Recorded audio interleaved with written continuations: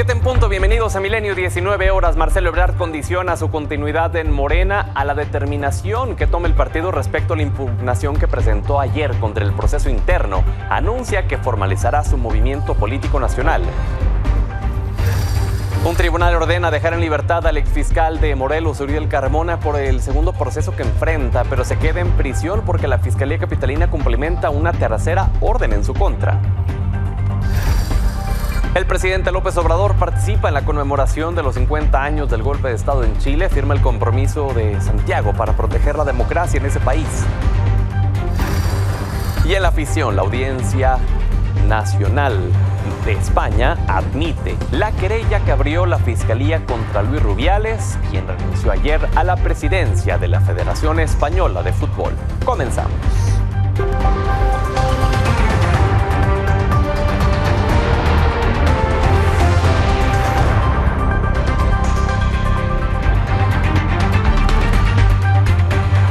Hola, ¿qué tal? Gracias por brindarnos el honor de su sintonía. Vamos con la información de este lunes, 11 de septiembre.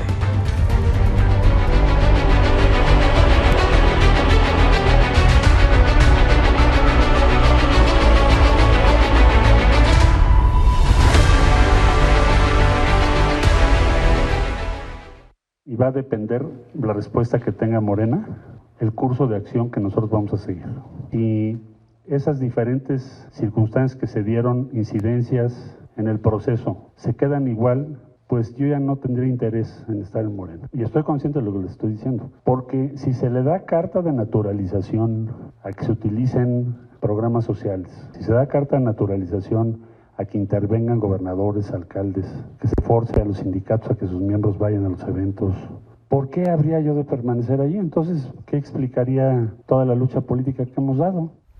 De esta forma, Marcelo Ebrard condicionó su permanencia en Morena tras presentar una impugnación al proceso interno. Como ya lo escuchamos, insistió en que no es un arrebato lo que plantea, sino un acuerdo político y una convicción, y dijo que tomará una decisión de su futuro cuando el partido dé a conocer su resolución en los siguientes días. Además, anunció que a partir del 18 de septiembre formalizará su movimiento político nacional, así como emprender un recorrido por todo el país, el cual terminará a mediados de octubre, y reiteró su lealtad al presidente López Obrador y a la Unión Popular. Previo a este anuncio, Ebrard primero se reunió con legisladores afines a él y sus principales operadores políticos en un hotel al sur de la Ciudad de México. Luego se fue a un domicilio particular en la alcaldía Álvaro Obregón. De acuerdo con Alberto Esteva, operador político del ex canciller, Ebrard buscará constituir este movimiento nacional y quedar habilitado para ser candidato por uno o más partidos políticos. Dijo que por esa razón se descartó la posibilidad de una candidatura independiente, la cual limita el apoyo de partidos. Por cierto, el equipo de Ebrard buscará reunirse con la Comisión de Honestidad y Justicia de Morena por el tema de la impugnación al proceso interno, y dijeron que buscarán a los líderes parlamentarios de Morena, Partido Verde y Partido del Trabajo para no ser discriminados por apoyar al ex canciller. ¿Pero qué dice la impugnación que presentó anoche Marcelo Ebrard? Él envió un documento de más de 40 páginas a la Comisión Nacional de Honestidad y Justicia del partido, al cual Milenio tuvo acceso, en el que incluyó decenas de pruebas documentales, testimoniales y técnicas sobre operaciones a favor de Claudia Sheinbaum. Expuso 5 puntos para justificarlo, entre ellos la afinidad de Sheinbaum con Ivonne Cisneros, presidenta de la Comisión de Encuestas de Morena, la intervención de la Secretaría de Bienestar y diversos funcionarios, el conocimiento previo de lugares donde se levantó la encuesta. También expuso que la cadena de custodia de las urnas de la encuesta estuvo comprometida, así como coacción hacia los encuestados mediante amenazas, violencia e intimidación, y acusó incidencias como acarreo de votantes y publicidad de Sheinbaum en lugares donde se levantó la encuesta. Sobre esta impugnación, Claudia Sheinbaum dijo que no hay fundamento para haberla presentado y que más adelante se dará una contestación, pero descartó que pueda existir ruptura en el movimiento. En entrevista para Milenio Televisión con mi compañero Samuel Cuervo, envió un mensaje para todos los simpatizantes del partido, incluyendo al ex canciller, para optar por la unidad de cara al 24. Va dirigido a todos y a todas, y por supuesto también a Marcelo Ebrard. Él va a tener que tomar una decisión, pero aquí siguen abiertas las puertas para que él regrese. Todavía no se ha ido para que esté aquí. Sí, al principio revisamos la impugnación, no tiene mucho fundamento. y pues se va a contestar jurídicamente, pero eso no significa un rompimiento. Me parece que es importante la transformación y nuestro país requiere de todos y de todas. El tema de la impugnación llegó a Palacio Nacional, solo que esta vez en voz de la secretaria de Gobernación, Luisa María Alcalde, ante la ausencia del presidente López Obrador, quien está de gira en Chile, señaló que Ebrard está en su derecho de impugnar la elección interna de Morena y que será la comisión encargada la que deberá resolver las controversias, pero señaló que el proceso interno de Morena fue democrático y estuvo abierto al escrutinio público. Tengo el gusto de recibir aquí en el estudio a Viri Ríos, colaboradora de Milenio. Viri, bienvenida. ¿Qué tal, Pedro? Muchas gracias. Qué honor tenerte con nosotros aquí. Al contrario, el gusto es todo mío. A ver, por favor, danos tu análisis de este anuncio que da hoy Marcelo Ebrard. Bueno, Pedro, me parece que es evidente que Marcelo está tocando una puerta que no está abierta. Todos los líderes de Morena, en todas sus acepciones, nos han comentado que el proceso estuvo bien hecho, que ellos consideran que el proceso fue democrático y que no hubo irregularidades. Entonces, el hecho de que Marcelo Ebrard nos diga que él solo se va a mantener en Morena sí y solo si el proceso se lleva a cabo de nueva cuenta, pues me parece que sin duda es un Marcelo que lo que está anunciando es su salida del partido. Interesantemente, no anuncia su salida del partido como se había pensado para ir a Movimiento Ciudadano, sino que anuncia un paso intermedio.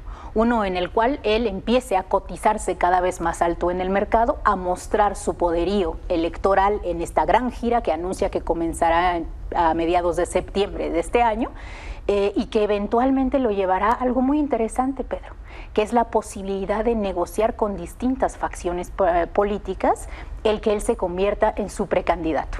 A ver quién da más. A ver quién da más por Marcelo Ebrard. Quiero enfatizar que Marcelo Ebrard es una persona políticamente poderosa.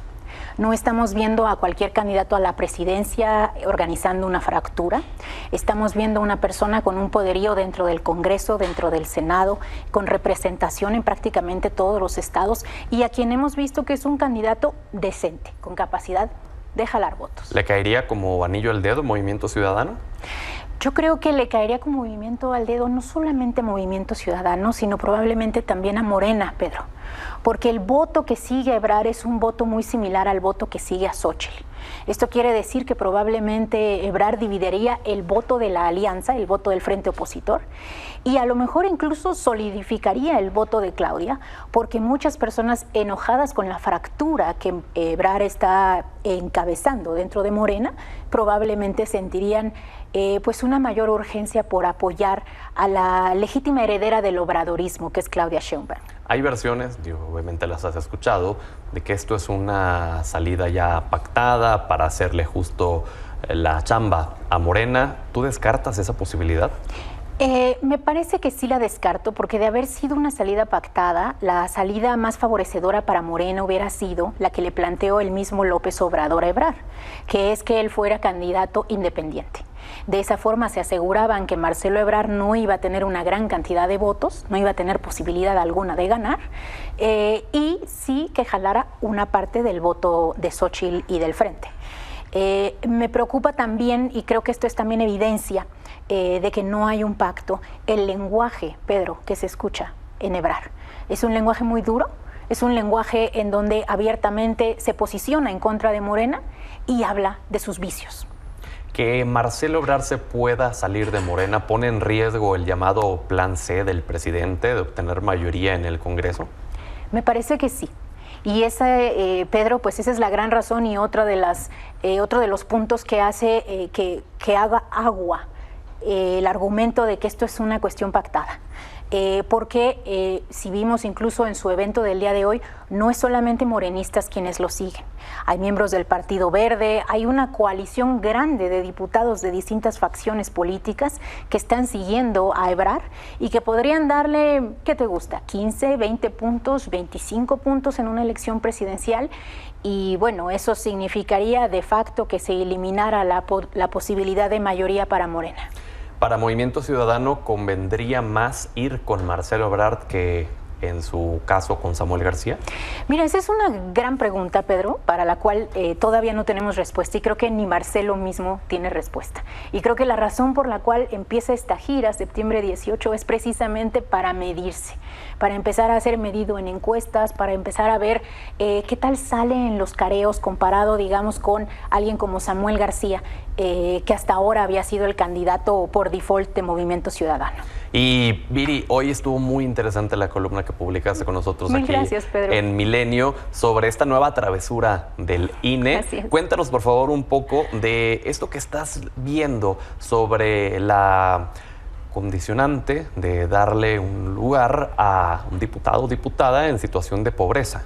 Así es, Pedro. Bueno, como tú sabes y has cubierto, el INE tiene cuotas distintas que exige a los partidos para que impongan, por ejemplo, una proporción 50-50 de mujeres, para que tengan candidatos indígenas, candidatos que representan los movimientos de diversidad sexual, afroamericanos, etcétera, afromexicanos. Ahora agregaron una nueva categoría, Pedro. Y eso es algo que no solamente está a la vanguardia y que es nuevo en México, es muy probablemente nuevo en casi todos los países del mundo. Y es la idea de que el INE ahora va a requerir que cada facción política postule un candidato en situación de pobreza. La idea es que la pobreza es un grupo vulnerable per se y entonces tiene que ser sometido a las mismas condicionales que se manejan para otros grupos vulnerables como son los indígenas, las personas afromexicanas, etcétera. Es un debate muy interesante. Es un debate sin duda que nos llevará a cuestionarnos. Un primer paso es ¿por qué solo uno?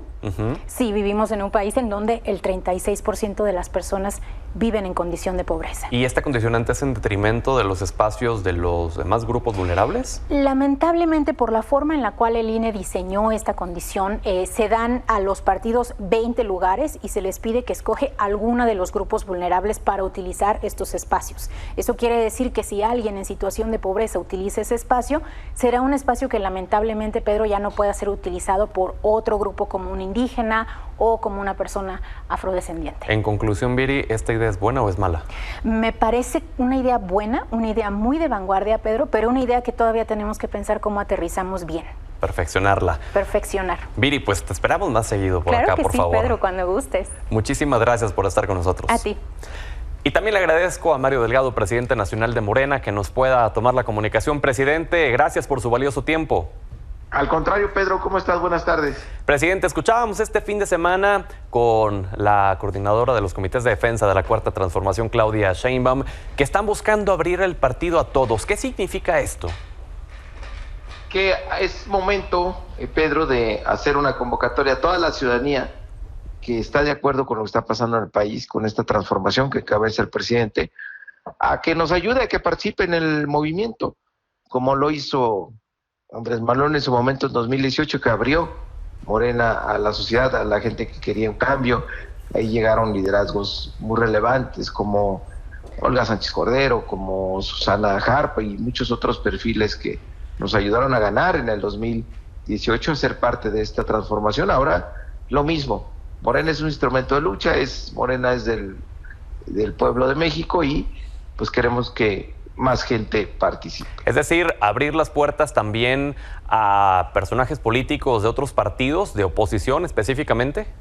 De otros partidos, claro, sin importar la afiliación, siempre y cuando coincidan con lo que está pasando en el país y se comprometan con los principios y valores del movimiento. Presidente, ¿cómo recibe la condicionante que lanzó hoy Marcelo Ebrard?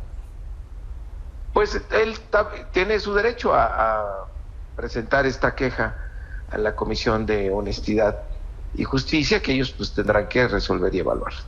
¿Hay la mínima intención en la dirigencia de Morena de reponer el proceso o de aceptar que hubo incidencias? No, aceptar que hubo incidencias sí lo hemos aceptado.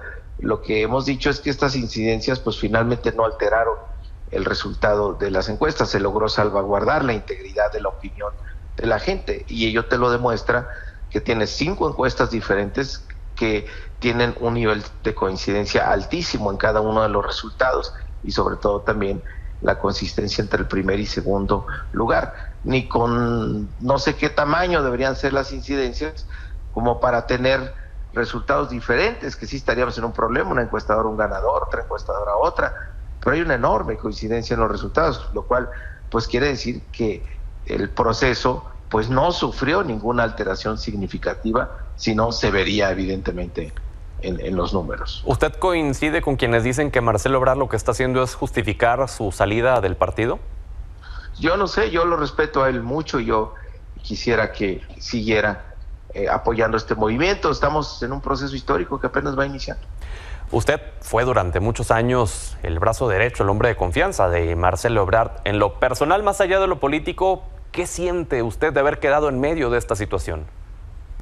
Pues así es la vida, y él es un hombre de principios, de valores, ha sido uno de mis grandes maestros, y yo también, aprendiendo de él, pues me conduzco a partir de principios y valores. Entonces, pues ahora sí que la vida nos puso aquí, pero de ninguna manera es mi adversario, es un compañero de partido.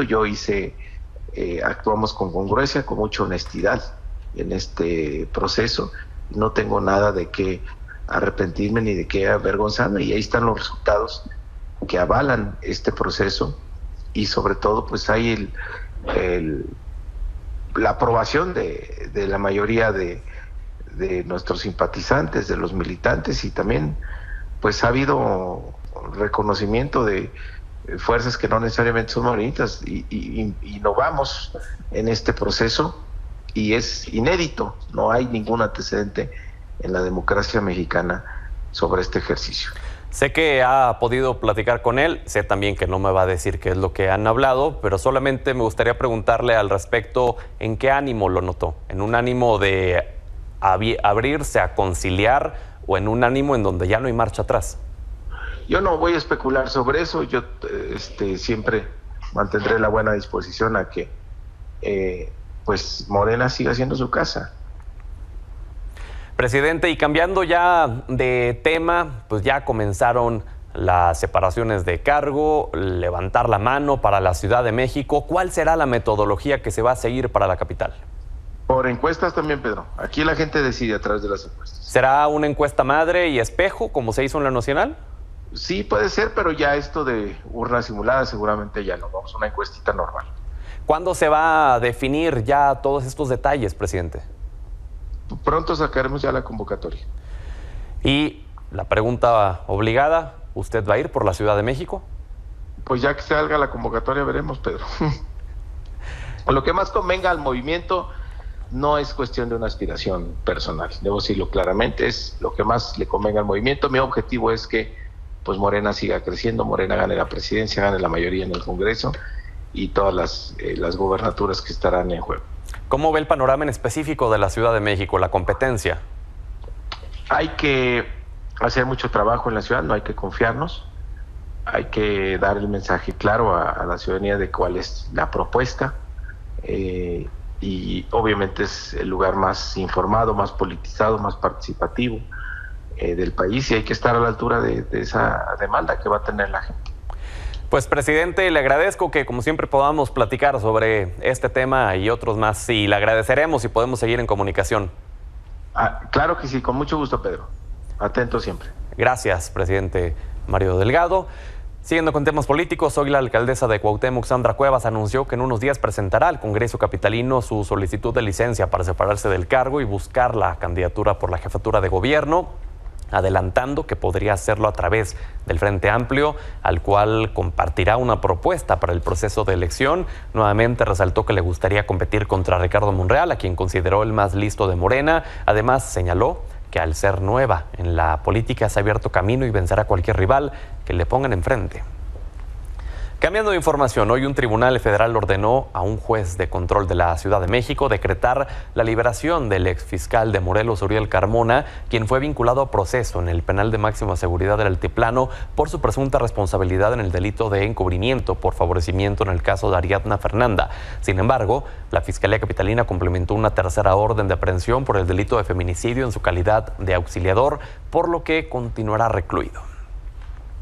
En otro tema, luego de que el pasado viernes el secretario de Hacienda, Rogelio Ramírez de la O, entregara el paquete económico para 2024 en la Cámara de Diputados, hoy la secretaria de Gobernación, Luisa María Alcalde, señaló que el plan ayudará a consolidar los proyectos de la actual administración con un apoyo a los programas sociales y las obras de infraestructura. Además, dijo que no existe un riesgo de déficit público, pues el gobierno federal cuenta con amplios recursos que derivaron de la austeridad y el combate a la corrupción.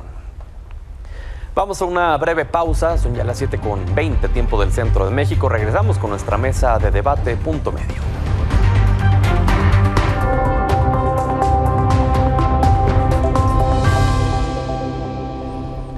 Lunes de nuestra mesa de debate Punto Medio. Tengo el gusto de saludar a Jacqueline Hinojosa, presidenta del Organismo de Mujeres de la CNOP del PRI, Marta Romo, diputada federal del PAN, Israel Zamora, senador del Partido Verde Ecologista de México, y Juan Ignacio Zavala, secretario general de Movimiento Ciudadano. Todos bienvenidos. Buenas tardes. Gracias por la invitación. Hay muchos temas de los cuales vamos a platicar el día de hoy. Comencemos por el anuncio que hace Marcelo Ebrard, esta condicionante de, pues, si no resuelve a favor la Comisión de Quejas de Morena, me voy. ¿Qué piensas, Marta, sobre esto? Bueno, definitivamente sabemos que no va a resolver absolutamente nada el comité de quejas, porque es una simulación para que Claudia Sheinbaum fuera candidata.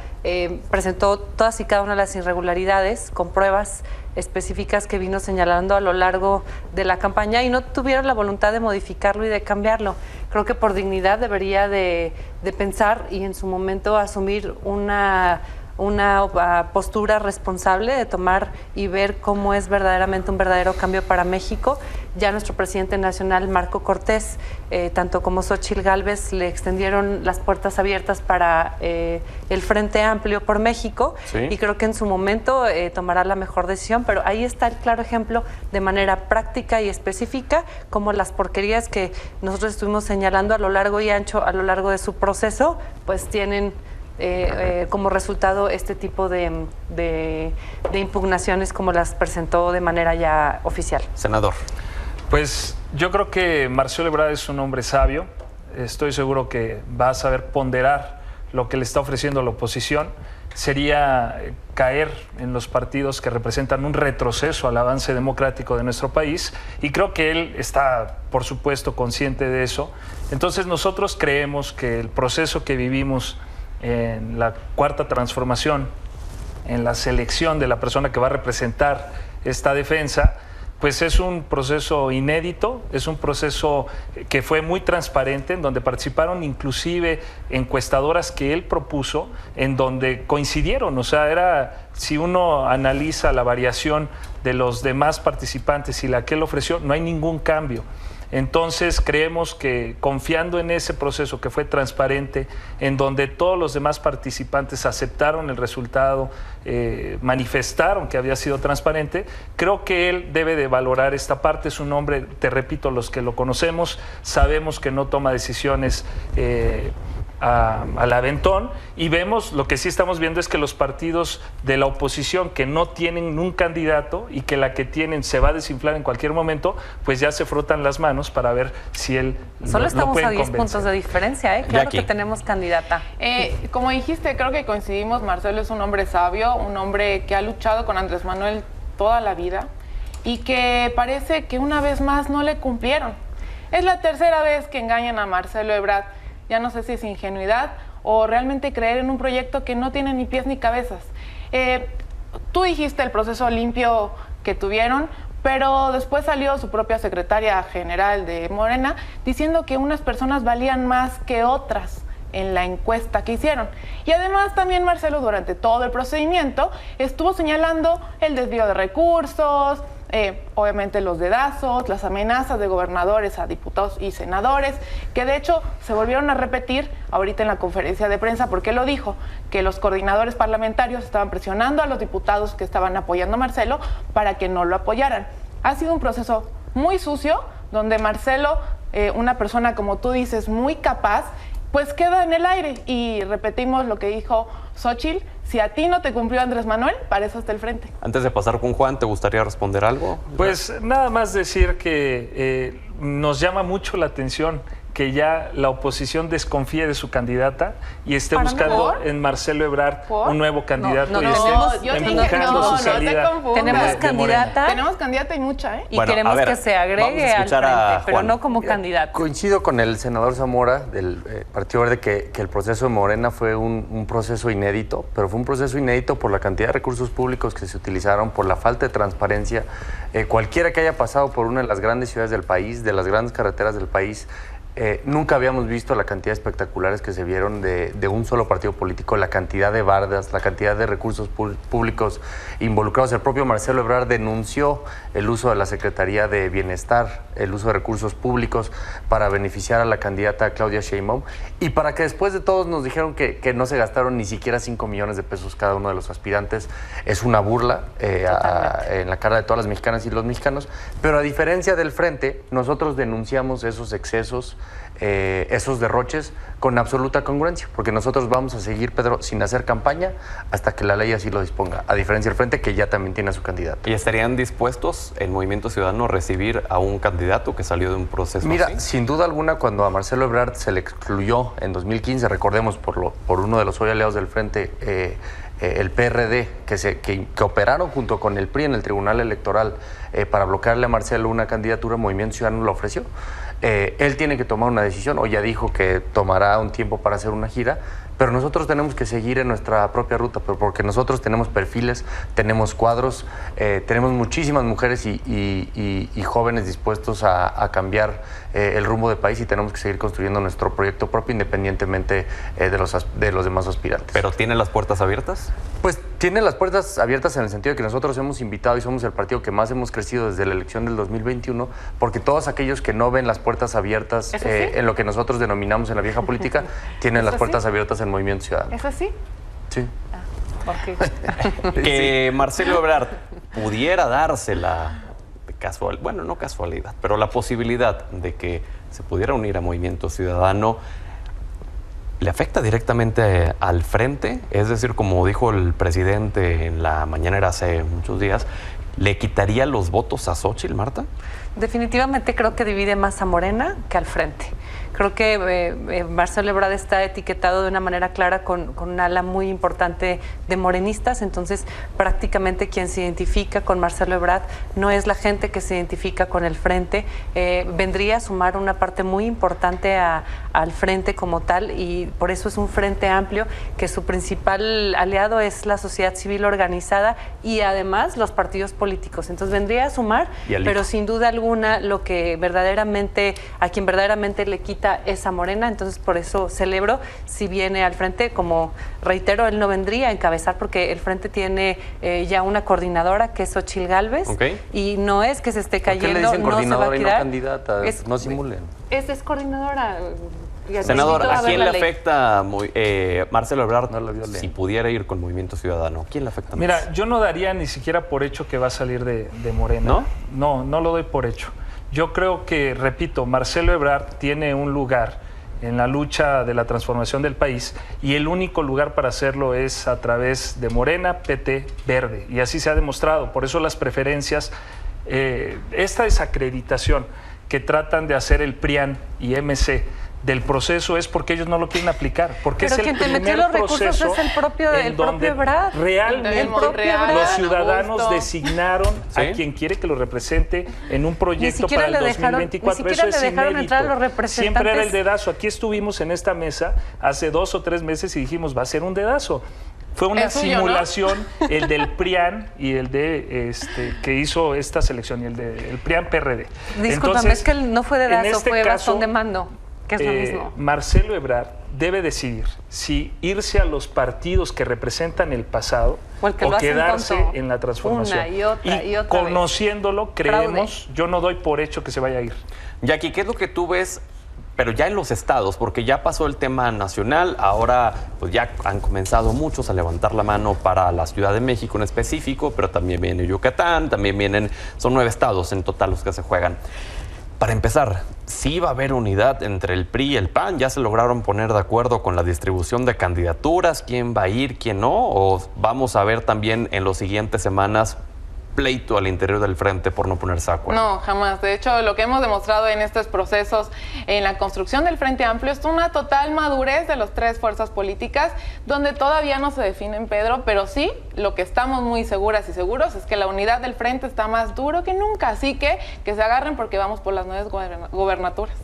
Juan, ¿qué le espera Movimiento Ciudadano con estos estados que están en juego? Nosotros somos el único partido que hemos estado construyendo un movimiento de verdad. Llevamos 2 años haciendo eventos en todas las regiones, en todas las ciudades principales del país, escuchando a la gente en temas como migración, medio ambiente, pobreza, cambio climático, para justamente llegar con una propuesta electoral atractiva. Estamos ahorita llevando a cabo una campaña nacional en todo el país, que es el Movimiento Escucha, donde estamos yendo a todas las regiones para escuchar las necesidades de la gente, mientras la clase política de siempre sigue gritando y solamente sigue hablando de ellos. Nosotros vamos a poner de frente un proyecto que sí hable de las necesidades de las mexicanas y de los mexicanos, y esto se va a ver reflejado, por supuesto, en nuestras candidaturas. Me preocupa porque es que dicen que siguen construyendo cuando en Coahuila y en Edomex ni siquiera tuvieron candidatos. Pues entonces no les debería. Entonces no les representan nada. Bueno, entonces no les debería de preocupar. Puntualizarte, Pedro. Particularmente al partido de la Laguna, el PRI, y eso, Movimiento Ciudadano hoy es el único partido que por estatutos puede poner el 50% de sus candidaturas a personas sin afiliación partidista, y eso por supuesto lo vamos a cumplir. Acá ni siquiera está en el estatuto, pero tan que no lo van a hacer. Al final del día, pues, para darte una muestra, tenemos a nuestra coordinadora del frente, una persona que no está afiliada a ninguno de los partidos. Okay. Entonces, tan es así que en realidad lo demuestra con hechos. Así, porque es la candidata del PRI. Sí quisiera puntualizarte también de las definiciones que ya se hicieron de las 8 gobernaturas que están por jugarse en el frente, ya hay 2 definiciones de género. Una de ellas es para el estado de Guanajuato, que va mujer, y otra definición es para el estado de Yucatán, que va hombre.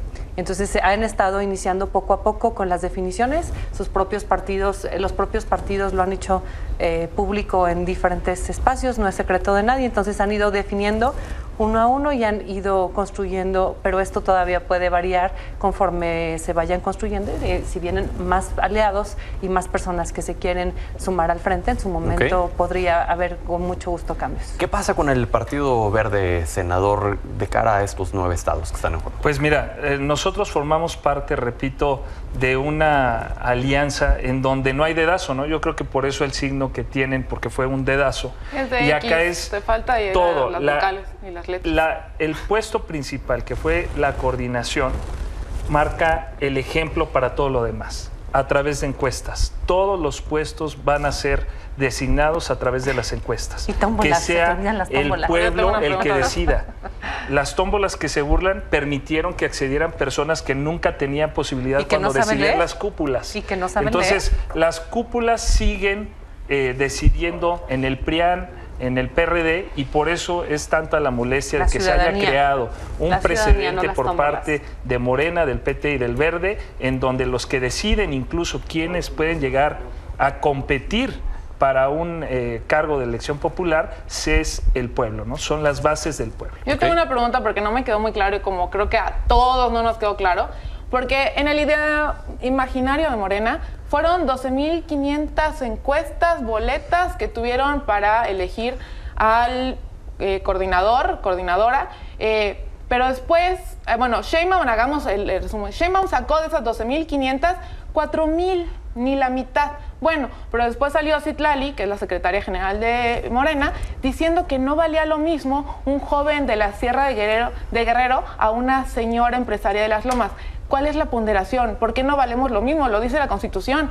Entonces, a ver, si fue por número de encuesta y boletas, de 12,500, 4,000 que haya sacado Sheinbaum es muy poquito. Y la ponderación tampoco me quedó claro al decir que los mexicanos y mexicanas no valemos lo mismo. Por eso no dejaron entrar a la gente de Ebrard. Por supuesto que cualquiera que tenga un conocimiento mínimo de cómo se realiza una encuesta, conoce que todas las ponderaciones son actuariales. ¿no? Desde que se hace la selección, se determina el rango de edad de las personas que deben ser. ¿Cuánto vale un joven de la sierra y cuánto vale una todos empresaria? valemos igual. En Entonces, el movimiento, todos Morena? valemos igual. Por eso las preferencias. El pueblo no puede ser engañado. El pueblo sabe que en Morena, PT y el Verde consideramos que todos tenemos el mismo valor y por eso han perdido la secretaria 22 Morena no estados. Dijo lo mismo y ahí están los videos. Pero no en números. Nos quedan ya pocos minutos, pero no me gustaría que dejemos de lado el tema de la agenda legislativa, tanto en la Cámara de Diputados como en el Senado. Juan, para Movimiento Ciudadano, ¿cuáles serán las prioridades para este periodo? Mira, una de las cosas que más nos preocupan, Pedro, sabemos que este gobierno, a Morena, a sus aliados, de las cosas que más desprecian es todas las autonomías o independencias que no dependen de ellos. Y por supuesto ahí vamos a estar nosotros en la defensa del Poder Judicial, de las juezas, de los jueces de México, que de por sí tienen un trabajo muy complicado, trabajan muchísimas horas todos los días. Eso no quiere decir que no se revisen algunos de los gastos que pueda haber que sean excesivos, pero estos recortes que se están planteando por parte del gobierno federal son absolutamente desproporcionados, atentan directamente contra la independencia y la autonomía judicial, y nosotros vamos a estar en defensa de ellos, porque finalmente son ellos quienes defienden la justicia de las mexicanas y mexicanos. ¿Cuáles serán las prioridades legislativas para el PAN? Bueno, de saque nosotros estamos en la mejor disposición de construir y avalamos y pensamos que Morena hará lo propio. Este paquete sin duda prevé una deuda importante, junto con la deuda acumulada que ha tenido desde que AMLO entró. Es una deuda que implica más de 16.7 billones. Para los mexicanos es una deuda importante, pero también tiene recortes importantes que te platico, por ejemplo, en la Comisión Nacional de Derechos Humanos, con un recorte del 8.6%, con un recorte a salud del 55.8% que no podemos permitir. Con el Instituto Federal de Telecomunicaciones un recorte del 3.5%, la Fiscalía General de la República con un recorte del 2.7%, Comunicaciones y Transportes, Desarrollo Agrario 19.5%, turismo con un recorte de un 98.7% de su presupuesto. Y así te podría platicar de recortes y recortes que me parecen indignantes. Lo que sí es que no podemos permitir que en una situación como la que está viviendo México, con una crisis de seguridad tan importante como la que estamos viviendo, tenga recortes en derechos humanos, tenga recortes tan particulares, importantes en la Fiscalía General de la República, en donde estamos viendo que las prioridades van al Tren Maya, nuevamente, las prioridades van a las Dos Bocas, obviamente, pero también a los diferentes proyectos que no están funcionando de una manera equitativa. Celebramos que vaya a pensiones, esa parte sí estamos de acuerdo. El de adultos mayores tiene un 25% de aumento, pero yo a título personal celebro que las pensiones para personas con discapacidad en este presupuesto se le agregue discapacidad permanente. Tu servidora presentó una iniciativa que ampliara la pensión para discapacidad también para personas con discapacidad adquirida. Muy bien. No han aprobado, pero ya viene el presupuesto, lo cual yo lo celebro. Muy bien, senador. 7 de cada 10 casas en México actualmente reciben un apoyo del gobierno. Eso nunca se había visto. Y por supuesto que se está fortaleciendo. Dicen que le quitaron presupuesto a salud. Por supuesto, ese presupuesto se le está dando a IMSS Bienestar, porque ahora se va a fortalecer. Al contrario, tiene una inversión IMSS Bienestar de 128,000 millones de pesos que se le están asignando precisamente para construir uno de los sistemas de salud más importantes del mundo. Yo tengo va a ser datos. Mejor que el de Dinamarca, eso no tenemos duda. 55.8 se menos. Fortalece también Explícalo. las pensiones. ¿Por qué es importante fortalecer a la Secretaría de Bienestar? Porque recordemos que por una reforma constitucional que impulsamos Claudia de ahí va a operar, Morena, ya lo dijo Ebrard. PT, Verde, una vez que asignemos e incrementemos la pensión para personas adultas mayores, nadie podrá rebajarlas. De esa manera, pase lo que pase en el 2024, las personas adultas mayores... Exacto. No vendas piñas, eso ya está en la Constitución. No lo van a poder reducir. Qué bueno. Jackie, contigo finalizamos. Pues en el PRI seguimos con las causas de las mujeres. También tenemos una iniciativa que vamos a impulsar para la protección de los periodistas, porque hemos visto un ataque sistemático de este gobierno a los periodistas, donde se pretende crear una reforma para que se persigan de oficio.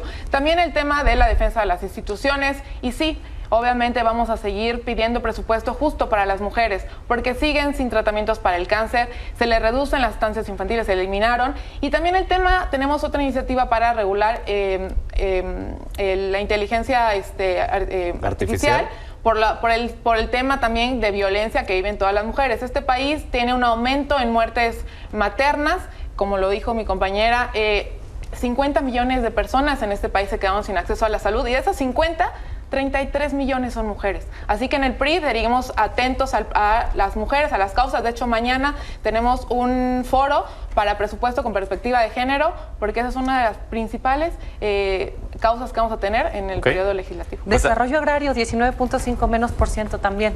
Entonces, bueno, en discurso ya estaremos se oye muy bien, pero viendo qué pasa con el presupuesto 2024. Gracias a todos por haber venido. Gracias a ti, Pedro. Gracias, Pedro. Vamos a la pausa y ya regresamos.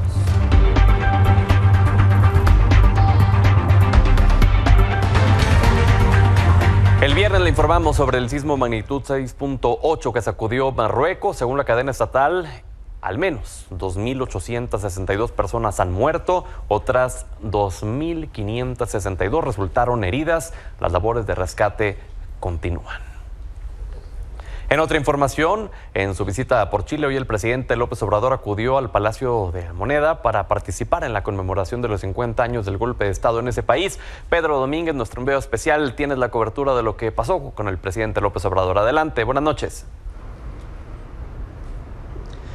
Pedro, muy buenas noches, un gusto saludarte. Así es, el presidente Andrés Manuel López Obrador concluyó actividades participando en este día histórico para Chile, justamente la conmemoración de los 50 años del golpe de Estado en contra del gobierno de Salvador Allende. El presidente López Obrador inició actividades muy temprano, llegó cerca de las 8:30 de la mañana aquí al Palacio de la Moneda, el cual se encuentra a mis espaldas, justamente para asistir a un desayuno que convocó el presidente de Chile, Gabriel Boric, al que también estuvieron invitados otros jefes de Estado y expresidentes de Chile. Aquí se puso a disposición de los mandatarios el Compromiso de Santiago. ¿En qué consiste este documento? En que todos los presidentes que están vigentes, que están en turno, así como los exmandatarios, se comprometen a defender la democracia y que nunca más los conflictos políticos en los países de Latinoamérica se resuelvan por la vía de la violencia y más bien se resuelvan por la vía democrática. Más tarde, el presidente López Obrador dio unas breves declaraciones en las que dijo que Salvador Allende es un ejemplo a seguir para todos los servidores públicos de todo el mundo. Después, el presidente López Obrador se trasladó a la Plaza de la Constitución, en donde justamente participó en el acto central de esta conmemoración. Se escuchó las palabras de Gabriel Boric, también de la senadora Isabel Allende. También presenció actividades artísticas y culturales, canciones, poemas alusivos justamente a la dictadura y a cómo Chile se recuperó de estos momentos trágicos. Fue una conmemoración en la que se mezclaron tanto el luto como la alegría porque se logró salir adelante. Después de esto, el presidente López Obrador se retiró. Sin embargo, hubo un momento curioso, pues un grupo de peruanos vitorearon al presidente López Obrador, le lanzaron el tradicional grito de "es un honor estar con Obrador", le regalaron una bandera de Perú, hecho que es curioso dado la relación que tiene México y Perú, que actualmente se encuentra en pausa, mientras que el presidente López Obrador fue declarado por el Congreso peruano como persona non grata. Después de esto, el presidente López Obrador subió a bordo del automóvil oficial que lo llevó hacia el aeropuerto de Santiago de Chile.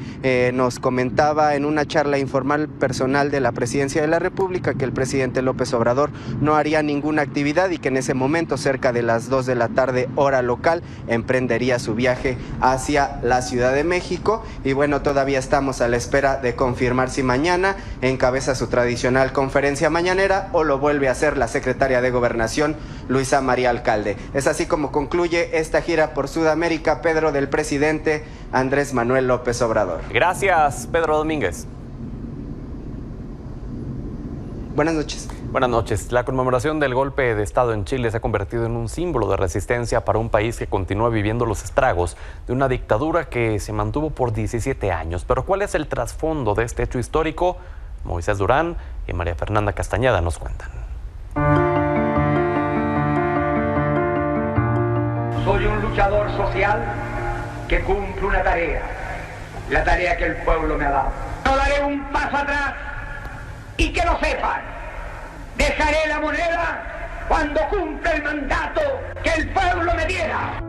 La figura de Salvador Allende es clave para la política chilena, marcada por revueltas sociales y la resistencia a 50 años del golpe de Estado.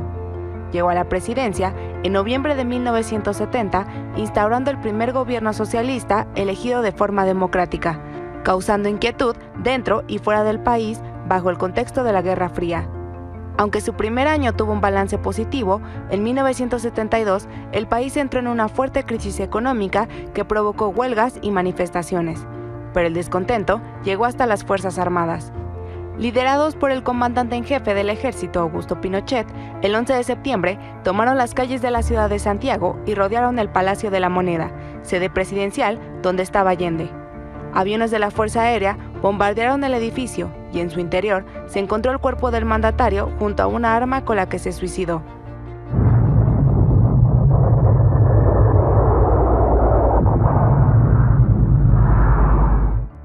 Este golpe de Estado se había intentado realizar 3 meses antes con el llamado tanquetazo, con un ataque contra el Palacio de Moneda y el Ministerio de Defensa.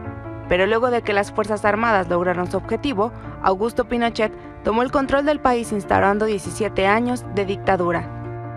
Durante ese régimen se denunció la violación de derechos humanos por parte del Estado y la Dirección de Inteligencia Nacional, que reprimieron movimientos políticos y sociales, dejando 40.000 víctimas de asesinato, tortura y desaparición. Hoy, a 50 años de este golpe de Estado, aún existe división de opiniones por lo ocurrido, pues mientras los ultraderechistas defienden el derrocamiento, la izquierda reclama a las víctimas de la dictadura de Pinochet, un tema que ha provocado enfrentamientos en el Congreso como el que ocurrió hace unas semanas. Y es que la discusión se centra en que, según la derecha, el gobierno de Salvador Allende quebrantó el orden constitucional, una declaración que se dio desde agosto de 1973, algo que los izquierdistas no aceptan. La diferencia de opiniones ha sido de tal magnitud que, a pesar de las 5 décadas transcurridas por estos hechos, ambos lados no han podido organizar una declaración conjunta. Es más, ni la presentación del Plan Nacional para la Búsqueda de Personas Desaparecidas, lanzado por el actual presidente Gabriel Boric, logró reunir los liderazgos de todo el espectro político. A este clima de división política se suma el desinterés social por el tema. Aún así, este domingo se llevó a cabo la manifestación para conmemorar esa fecha. El presidente Gabriel Boric acudió a la marcha que se vio empañada por enfrentamientos entre la policía y personas encapuchadas.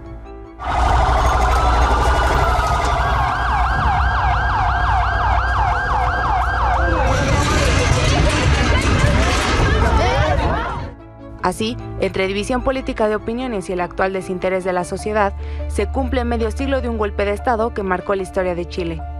Con información de Moisés Durán y María Fernanda Castañeda, Milenio Noticias.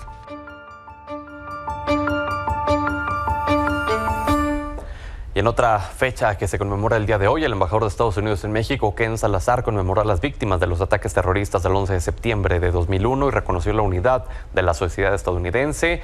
Señaló en un comunicado que han pasado 22 años de los hechos, pero la pérdida y el dolor no han disminuido en aquel país, principalmente para las familias de las casi 3,000 personas que perdieron la vida. Pausa, ya regresamos. Hablemos de negocios. Diariamente se registran 43 muertes en las carreteras del país. Ana Karina Martínez, adelante.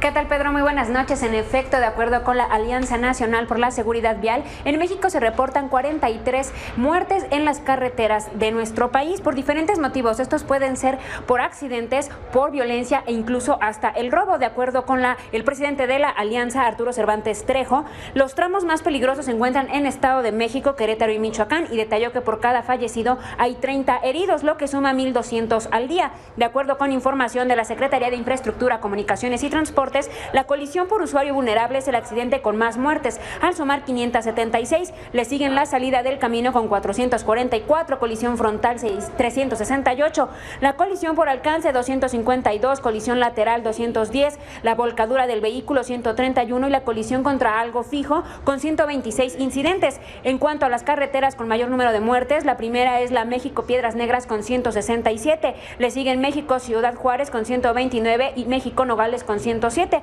así como 1.95 en México Nuevo Laredo. Dado que los choques son el principal accidente, la vía México-Piedras Negras es la que tiene el mayor número de colisiones con 903. México-Ciudad Juárez suma 276 y la de Tepic a Puente Talismán tiene 639. Y así como estos datos hay muchos más, Pedro, que te invito a ti y a tu audiencia a revisar mañana en nuestra edición impresa de Milenio Diario. Te daremos. Gracias, Ana Karina. Muchas gracias, muy buenas noches.